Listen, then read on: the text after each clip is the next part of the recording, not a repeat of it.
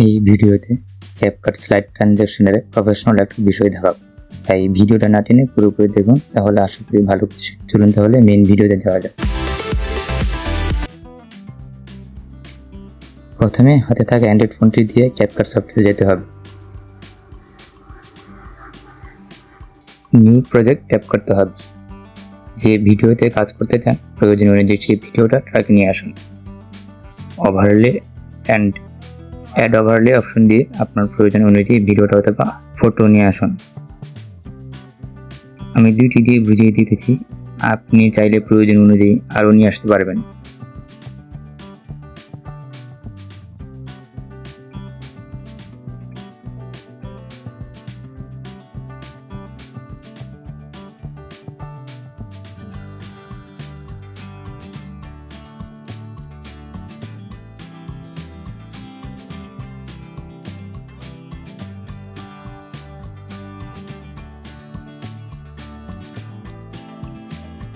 Animation অপশনে tap করে in থেকে স্লাইড রাইট একটা ট্রানজ্যাকশন দিতে হবে।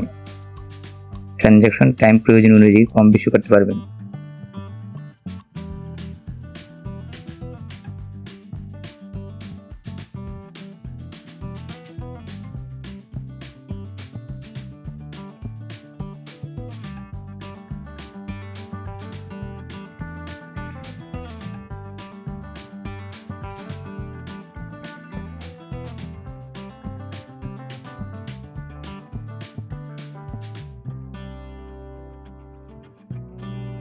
পরের ফটোটাও সেম একই নিয়মে করতে হবে।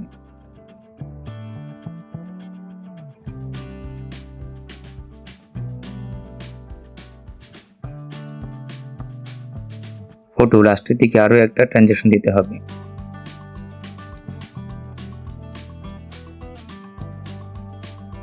অ্যানিমেশন অপশনে ট্যাপ করে আউট থেকে স্লাইড লেফট একটা ট্রানজ্যাকশন দিতে হবে। আগের মতোই ট্রানজ্যাকশন টাইম প্রয়োজন অনুযায়ী কম বেশি করতে পারবেন। সেমভাবে দুইটা ফটোই করতে হবে, তাহলেই কাজ শেষ। এখন ভিডিওটা সেভ দিন।